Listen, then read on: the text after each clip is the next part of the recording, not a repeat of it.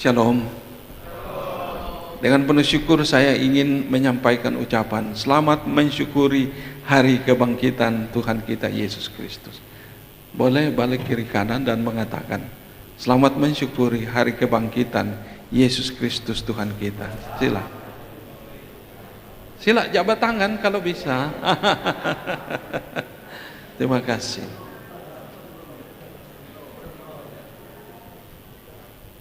Untuk menuntun kita dalam perenungan, saya akan membaca bagi kita firman Tuhan Allah kita yang terambil dari 1 Korintus pasal yang ke-15. 1 Korintus pasal yang ke-15, mulai ayat yang ke-12 sampai ayat yang ke-22. Demikian sabda Tuhan Allah kita yang terambil dari 1 Korintus 15 mulai ayat yang ke-12. Beginilah firman Tuhan. Jadi bila mana kami beritakan bahwa Kristus dibangkitkan dari antara orang mati, bagaimana mungkin ada di antara kamu yang mengatakan bahwa tidak ada kebangkitan orang mati? Kalau tidak ada kebangkitan orang mati, maka Kristus juga tidak dibangkitkan. Tetapi andai kata Kristus tidak dibangkitkan, maka sia-sialah pemberitaan kami dan sia-sialah juga kepercayaan kamu. Lebih daripada itu, kami ternyata berdusta terhadap Allah, karena tentang Dia kami katakan bahwa Ia telah membangkitkan Kristus padahal Ia tidak membangkitkannya. Kalau andai kata benar bahwa orang mati tidak dibangkitkan, sebab jika benar orang mati tidak dibangkitkan, maka Kristus juga tidak dibangkitkan. Dan jika Kristus tidak dibangkitkan, maka sia-sialah kepercayaan kamu dan kamu masih hidup dalam dosamu. Demikianlah binasa juga orang-orang yang mati dalam Kristus. Jikalau hanya dalam hidup ini saja menaruh pengharapan kepada Kristus, maka kita adalah orang-orang yang paling malang dari segala manusia. Tetapi yang benar ialah bahwa Kristus telah dibangkitkan dari antara orang mati sebagai yang sulung dari orang-orang yang telah meninggal. Sebab sama seperti maut datang karena satu orang manusia, demikian juga kebangkitan orang mati datang karena satu orang manusia. Karena sama seperti semua orang mati dalam persekutuan dengan Adam, demikian pula semua orang akan dihidupkan kembali dalam persekutuan dengan Kristus. Demikian jauh firman Tuhan.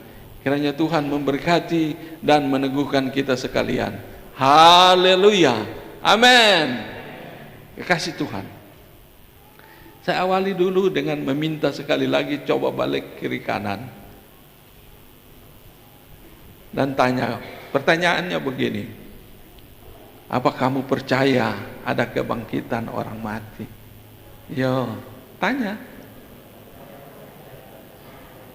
Apa kamu percaya bahwa Yesus bangkit dari kematian? Nah sekarang, tidak usah angkat tangan. Tapi pasti pertanyaan ini mulai menggugah pikiran kita. Dan ini tidak terjadi sekarang saja, sudah terjadi pada peristiwa kebangkitan Yesus Kristus. Kita menemukan ada apa yang kita sebut teori konspirasi. Tidak usah cari dari sumber lain di luar Alkitab, tapi kita menemukan di dalam Injil menurut Matius pasal yang ke-28.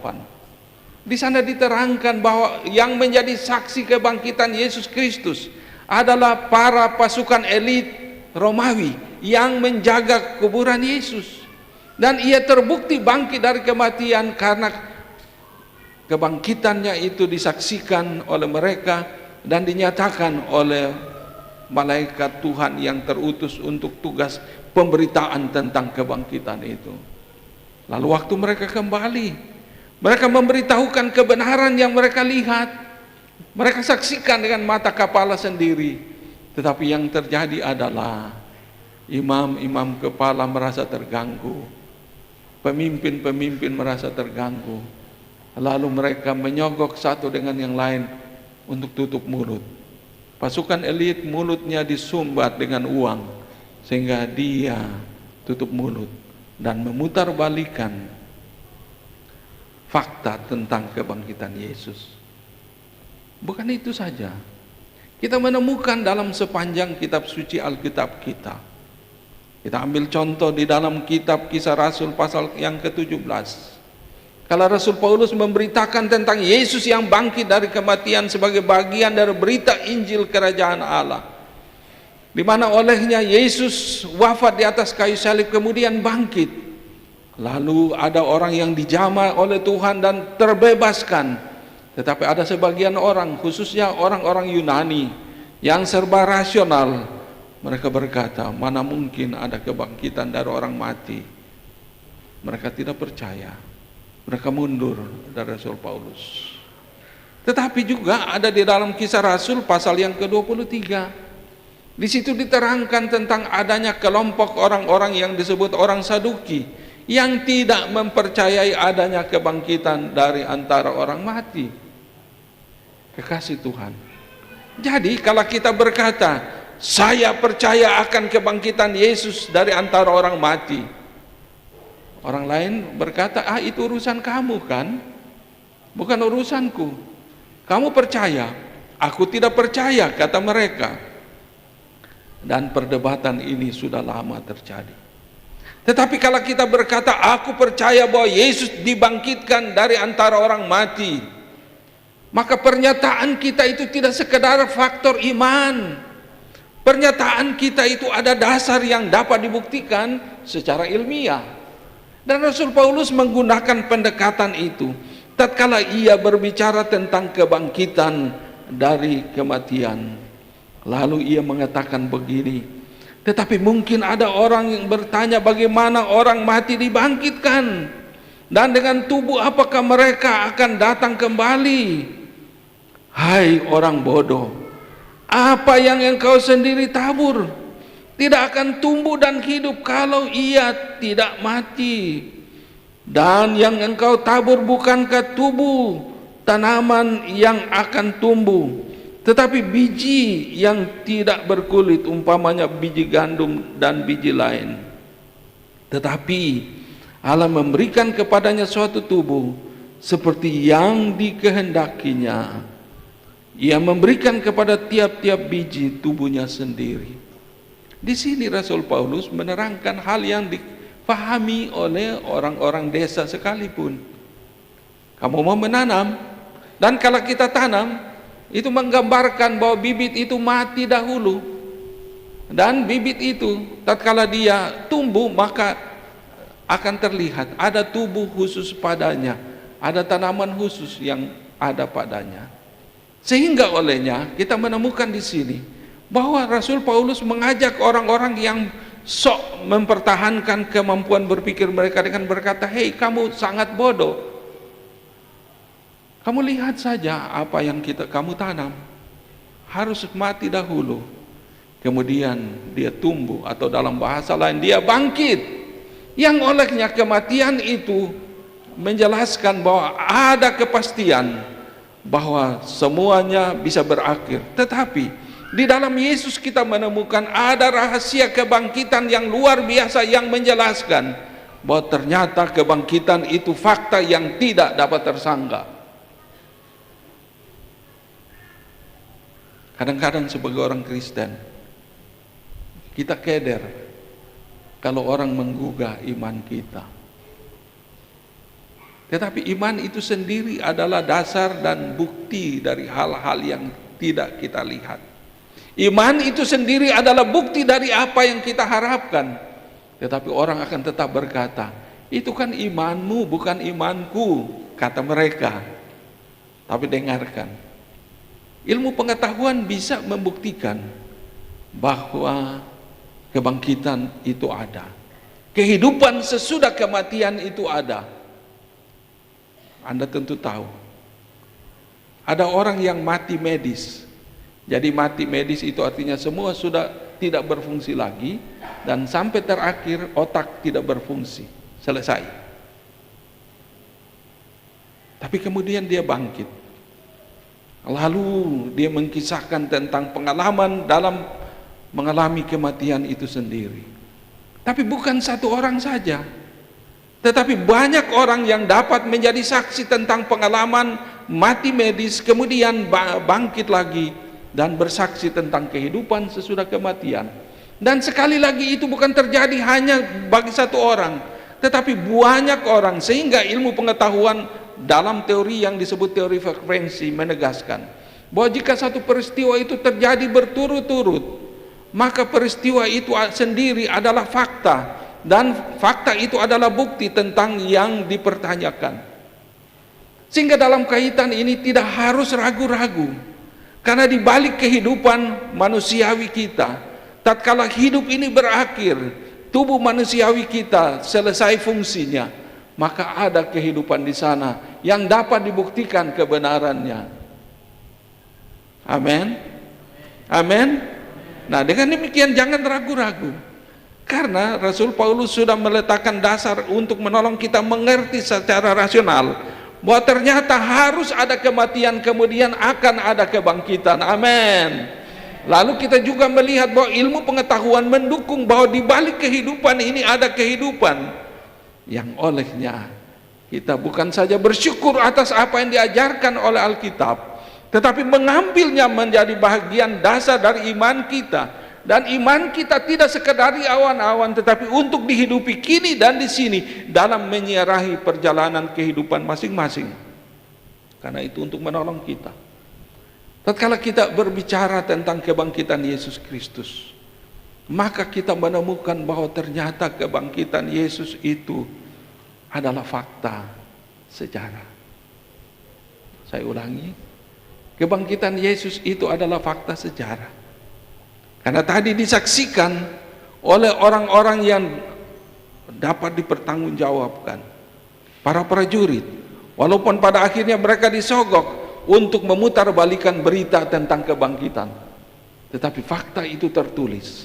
Sehingga bagi saya, Alkitab kita ini adalah fakta Tuhan yang membenarkan iman kita, karena Tuhan menyatakan dirinya secara terang untuk disaksikan oleh mereka yang dijumpai oleh Tuhan. Sehingga dengannya kita menemukan bahwa Alkitab ini berbicara tentang fakta yang tidak tersangka. Itulah sebabnya juga kita menemukan bahwa kebangkitan Yesus Kristus itu dinyatakan hanya kepada orang-orang yang dapat dipercaya. Para murid, orang-orang yang dikasihinya juga menyaksikan kebangkitan itu. Dan yang lebih hebat lagi, dikatakan dalam 1 Korintus 15 ini, bahwa ada sekitar 500 orang sekaligus menyaksikan bahwa Yesus itu bangkit. Hebat bukan? Nah, sekarang pertanyaannya begini. Kalau ada penjahat, berapapun jumlah mereka yang berbohong, lalu kemudian ada satu orang benar, orang yang nuraninya bersih akan mempercayai orang benar. Amin. Orang yang hatinya murni, pikirannya bersih, dia akan mengakui kebenaran dan menolak kepalsuan. Sehingga pada gilirannya akan ditemukan bahwa mereka yang menolak berita tentang kematian Yesus Kristus terbukti keliru, karena kebangkitan dari orang mati itu sesungguhnya ada. Haleluya. Dan Rasul Paulus memberikan tekanan yang hebat bahwa kebangkitan Yesus yang adalah fakta menjelaskan dalam ayat 1 sampai ayat yang keempat 1 Korintus 15 bahwa ia disalibkan dan ia pasti mati, ia pasti wafat, tapi kemudian ia dikuburkan. Sesudah itu ia bangkit dari kematian, dan itu adalah fakta yang disaksikan oleh banyak orang yang hidup dalam sejarah kala itu. Sehingga dapat kita simpulkan bahwa jika kematian Yesus Kristus yang disaksikan oleh banyak orang yang dapat dipercaya adalah fakta, maka kebangkitan Yesus Kristus adalah fakta yang dibenarkan di dalam sejarah, sehingga iman kita juga punya dasar yang kuat untuk berkata Yesus bangkit dari kematian, itu adalah fakta. Haleluya. Bisakah kita katakan bersama-sama, Yesus bangkit dari kematian dan itu adalah fakta? 1, 2, 3. Yesus bangkit dari kematian dan itu adalah fakta. Sekali lagi, Yesus bangkit dari kematian dan itu adalah fakta. Haleluya. Tolong tepuk tangan bagi kemuliaannya. Haleluya. Karena kita meyakini, bukan saja meyakini sesuatu yang di awan-awan, tetapi meyakini sesuatu yang adalah fakta sejarah. Lalu yang sangat menarik, ada hubungan dengan saya, ada hubungan dengan Anda, yang menegaskan bahwa ternyata kebangkitan Yesus Kristus itu adalah bukti yang dapat dialami. Kebangkitan Yesus Kristus adalah bukti yang dapat dialami. Kalau kita masih ingat, saya menuntun kita dalam perenungan dalam Injil menurut Lukas pasal yang ke-23 tentang penjahat kelas kakap yang mengalami kuasa Yesus di atas kayu salib.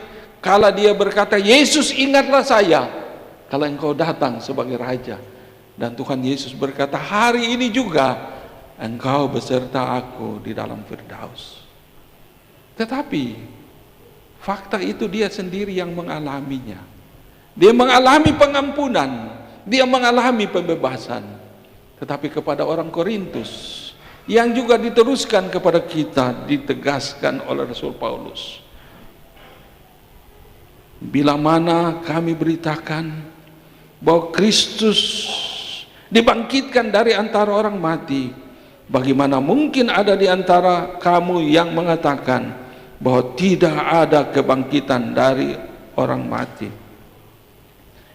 Karena kalau tidak ada kebangkitan dari orang mati, maka Kristus juga tidak dibangkitkan.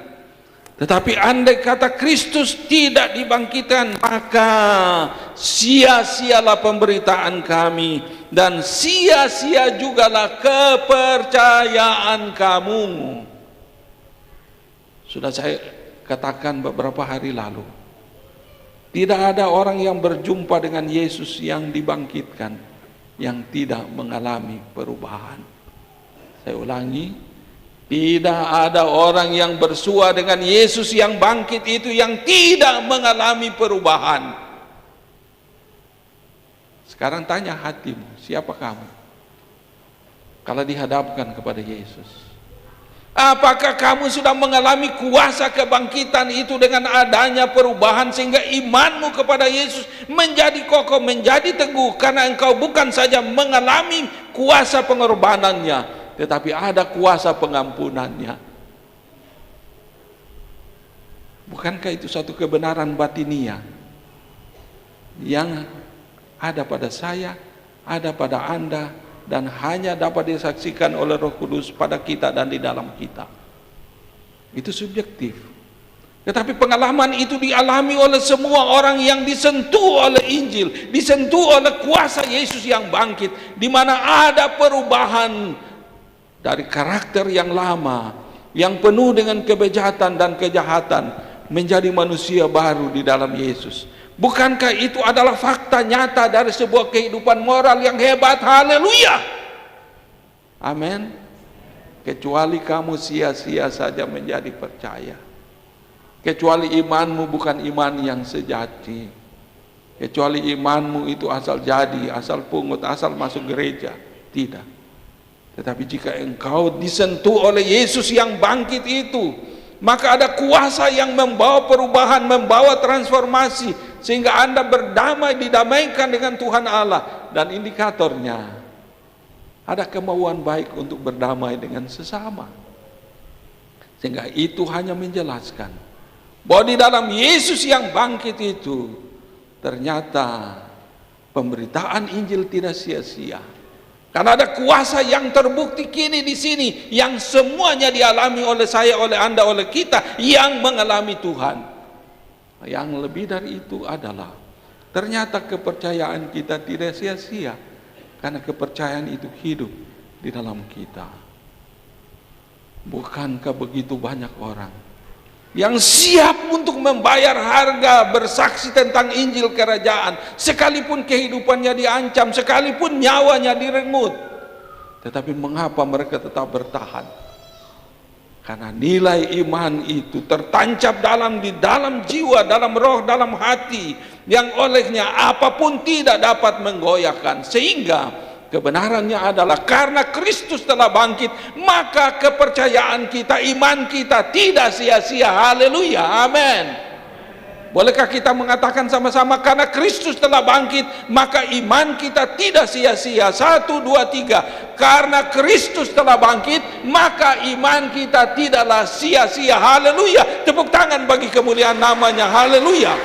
Dengan demikian, bukan saja kita menghidupi dengan sebuah keyakinan di awan-awan, tetapi sebuah fakta di dalam jiwa.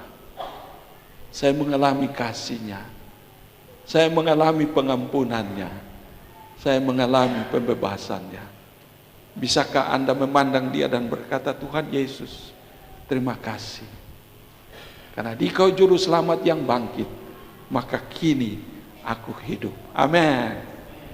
Lebih dari itu, ternyata kebangkitan Yesus Kristus yang meneguhkan pemberitaan firman, yang meneguhkan iman kita, sekaligus adalah kesaksian bagi dunia bahwa ada kuasa yang luar biasa yang mengatasi kehidupan yang fana ini menuju kepada kehidupan yang abadi.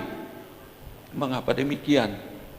Rasul Paulus berbicara tentang kebenaran ini kala dia menegaskan tentang pengalaman manusiawi biasa yang dipenuhi oleh dosa dan keraguan.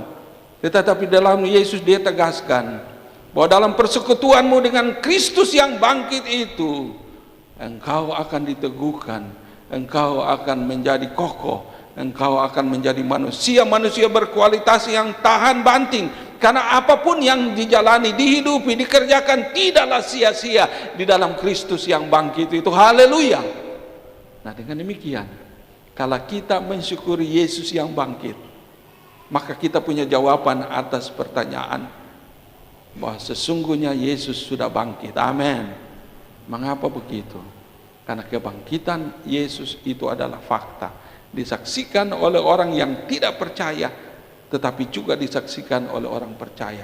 Dan kita lebih memilih kesaksian orang benar tentang suatu kebenaran. Sehingga Yesus itu sungguh-sungguh bangkit, dan olehnya iman kita tidaklah sia-sia, perjuangan kita tidak sia-sia, pekerjaan kita tidak sia-sia, pergumulan kita tidak sia-sia. Nah, sekarang kita bertanya,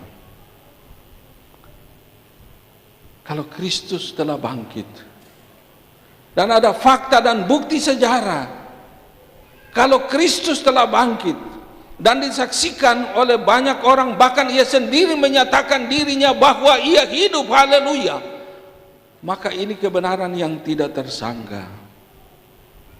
Tetapi apa urusannya dengan saya, dengan Anda, dengan iman kita? Ternyata Kristus yang bangkit ini bukan sesuatu yang terjadi kebetulan. Itu sudah dinubuatkan jauh-jauh hari. Antara lain oleh Ayub, tatkala dia memandang kepada Tuhan dalam penderitaannya yang dahsyat, ia berkata, aku tahu bahwa penebusku itu hidup dan ia akan bangkit dari atas debu. Sehingga olehnya itu sudah dinubuatkan sebelumnya dan digenapkan. Yesaya juga dalam Yesaya 53 berbicara tentang dia yang adalah Mesias yang harus menderita, kemudian akan bangkit, memperoleh kehidupan. Ternyata ini jaminan bagi saya, bagi Anda, bagi kita, yaitu Tuhan Allah kita adalah Tuhan yang mengintervensi sejarah, yang menyatakan dirinya dalam sejarah, dan dia berjanji dan akan selalu memenuhinya bagi anak-anak kekasihnya. Haleluya, amin. Jadi kebangkitan itu punya implikasi seperti itu. Tuhan Allah menjanjikannya, ia membuktikannya, ia menandakannya, ia melaksanakannya. Olehnya dia dapat diandalkan. Iman kita pasti tidak sia-sia. Pada sisi lain, Injil yang kita hidupi Injil yang adalah kuasa Allah itu sendiri adalah kekuatan yang meneguhkan kita, sehingga bagi kita, kalau kita diselamatkan, kalau dosa kita diampuni, itu adalah fakta dan kebenaran batiniah yang membuat kita berbeda dan berubah menjadi yang lebih baik. Itu adalah jaminan oleh kebangkitan Yesus. Amin. Kalau Anda dan saya melihat wajah di cermin, boleh juga sedikit narsis untuk puji-puji diri, tapi di mata Tuhan kita semua jelek karena dosa. Tapi oleh Yesus yang bangkit dari kematian, kita diampuni. Amin. Sehingga kita menjadi berarti. Saya selalu katakan begini, kamu boleh memupur wajahmu dengan cefuk setebal apapun. Tahu cefuk ya? Cefuk itu dulu di televisi, sekarang tidak ada lagi. Jadi ibu-ibu dia poles wajahnya sehingga begitu cantik. Tetapi kalau dia tidak mengalami pengampunan Tuhan, dia akan tetap bagaikan serigala yang lapar, yang wajahnya meringis terus menerus. Tetapi jika hati, roh, jiwa kita dijamah dan dibebaskan serta diampuni oleh kuasa Yesus yang wafat di kayu salib dan kebangkitannya dari orang mati, maka bagi kita ada harapan. Pasti lebih cantik dari apa yang dikatakan cantik. Amin. Nah, coba suami lihat istri, katakan mama cantik. Coba lihat dan katakan. Ayo, istri lihat suami dan katakan papa cantik. Papa ganteng. Haleluya. Kalau papa cantik itu pasti jalannya miring-miring. Papa ganteng. Ayo. Mengapa begitu? Karena jika ada pengampunan, wajah itu bercahaya. Kalau tidak ada pengampunan, wajah kita itu bagaikan anjing kelaparan 7 hari. Puji Tuhan. Kebangkitan menjamin bahwa di dalam Yesus pengampunan yang pasti itu membuat hati kita damai dan sejahtera. Amin. Jadi Yesus yang bangkit punya kontribusi yang luar biasa untuk membuat hidup ini berkualitas dan berarti. Dan yang lebih hebat, oleh dan di dalam Yesus yang bangkit itu iman Kristen tidak sia-sia. Sehingga kalau kita menghidupi iman dari Yesus yang wafat dan bangkit itu dalam menyerahi kehidupan pribadi, kemudian kehidupan keluarga, kehidupan komunitas gereja secara bersama-sama, maka pasti ada kualitas kehidupan yang berbeda dari yang lain. Haleluya. Karena kita tahu apa itu kebenaran, sebab Yesus adalah kebenaran. Amin. Kita tahu apa itu keadilan, karena keadilan itu datang dari Tuhan dan dia menoreh dalam jiwa kita. Kita tahu apa itu kejujuran, dan itu pasti membedakan kualitas hidup kita dan dibanding dengan yang lain. Amin. Amin. Ini bukan untuk dibanggakan, tetapi ini untuk membuktikan bahwa ternyata iman Kristen yang tidak sia-sia itu menjelaskan bahwa kita yang mengalami Yesus dapat menghidupi satu kehidupan yang berkualitas dengan pasti, disertai dengan janji bahwa Ia yang menyertai kita itu akan meneguhkan hidup ini, sehingga apapun yang kita hadapi, kita akan terus diteguhkan untuk menjadi pemenang oleh Yesus Kristus yang bangkit dari kematian itu. Kekasih Tuhan, karena itu kebangkitan Yesus Kristus ternyata meneguhkan harapan kita. Saya sudah berbicara tentang hal ini dan sekaligus membaca puisi yang saya tulis, karena di ujung apa yang kita sebut harap, banyak hal yang membuat kita terombang-ambing. Karena harapan itu melihat sesuatu yang tidak terlihat, tetapi kebangkitan Yesus Kristus memastikan bahwa tantangan sehebat apapun, kesulitan sedahsyat apapun, godaan semenghancur apapun, di dalam Dia yang telah bangkit, semua pasti selesai. Haleluya. Amin. Dengan kata lain, di dalam Yesus yang bangkit, masalah-masalah kita yang sehebat apapun pasti teratasi. Amin. Dengan demikian, kalau kita mensyukuri Yesus Kristus Tuhan kita yang bangkit dari kematian, maka di sana ada jaminan yang pasti bahwa di dalam Yesus yang bangkit itu masa depan tidak akan menakutkan kita. Amin.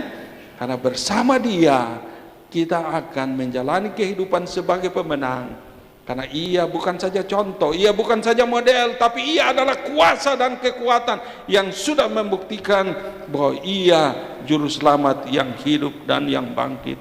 Karena itu, karena Rasul Paulus memberi nasihat kepada orang-orang Kristen, dia menegaskan bahwa kebangkitan Yesus adalah dasar bagi kehidupan berita Injil, kehidupan iman kita, bahkan kehidupan menyiarahi pengalaman pribadi, keluarga dan komunitas gereja sekalipun. Sehingga ia berkata, syukur kepada Allah yang telah memberikan kepada kita kemenangan oleh Yesus Kristus. Katakan haleluya, tepuk tangan bagi Dia. Sekali lagi, syukur kepada Allah yang telah memberi kemenangan kepada kita oleh Yesus Kristus Tuhan kita. Melalui apa? Kuasa kebangkitannya. Karena itu kata firman, saudara-saudaraku yang kekasih, berdirilah teguh, jangan goyah, dan giatlah selalu dalam pekerjaan Tuhan, sebab kamu tahu bahwa dalam persekutuan dengan Tuhan jerih payahmu tidak sia-sia. Akhirnya kita dapat berkesimpulan bahwa Yesus yang bangkit itu adalah bukti, adalah fakta, dan adalah jaminan bagi kehidupan kita. Sehingga apapun tidak akan dapat menghancurkan iman kita kepadanya. Sehingga kalau kita berkata, aku percaya akan Yesus yang telah bangkit, maka dikatakan dalam persekutuan dengan Tuhan, imanmu, kerjamu, rumah tanggamu, pergumulanmu, tantanganmu, pasti dihadapi dengan penuh keyakinan bahwa di dalam Yesus kita adalah para pemenang. Kalau begitu, kalau kita mengucapkan selamat Paskah, selamat merayakan kebangkitan Tuhan kita Yesus Kristus, yang kita maksudkan adalah selamat menjadi pemenang. Sekarang balik kiri kanan dan berkata, selamat menjadi pemenang. Sekali lagi, selamat menjadi pemenang. Selamat Paskah. Tuhan Yesus memberkati. Amin. Haleluya, haleluya, haleluya, haleluya, haleluya, haleluya, haleluya.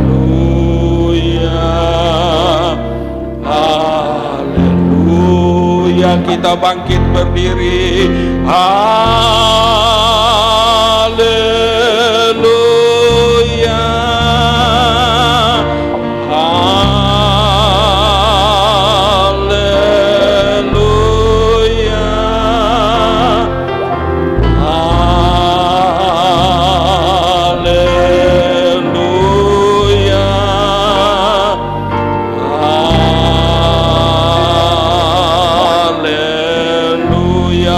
haleluya,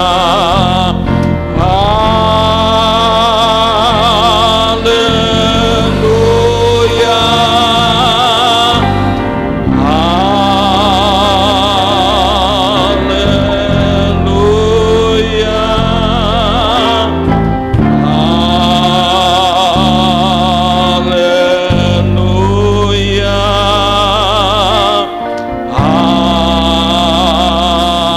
haleluya, sekali lagi haleluya, haleluya,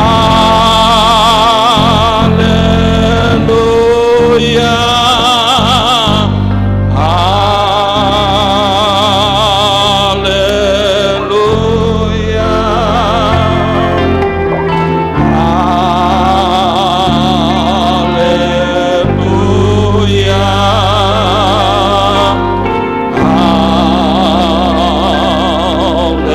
haleluya, Bapa di sorga, Kami bersyukur hari ini dapat mendengar firman Tuhan tentang kebangkitan Tuhan Yesus. Bapa, terima kasih untuk karya Tuhan kepada kami. Terima kasih Tuhan Yesus. Terpujilah nama Tuhan Yesus Kristus. Puji anak domba Allah yang maha tinggi. Puji anak domba Allah yang maha tinggi. Terima kasih Tuhan, terpujilah namamu. Selesailah pemberitaan firman Tuhan hari ini sepanjang Paskah ini oleh hamba-Mu orang tua kasih kami. Namun biarlah firman-Mu itu menggema di hati kami seumur-umur hidup kami, ada dalam hidup kami, bahwa kebangkitan Kristus itu telah meneguhkan keyakinan dan kepercayaan kami. Kebangkitan Kristus itu kalau ada di hati kami, kalau percaya kami, telah mengubah hidup kami.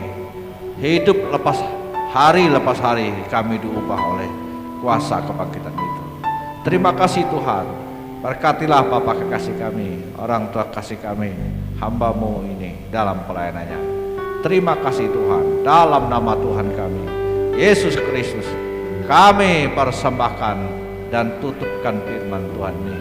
Persembahkan ke dalam tangan Engkau. Haleluya.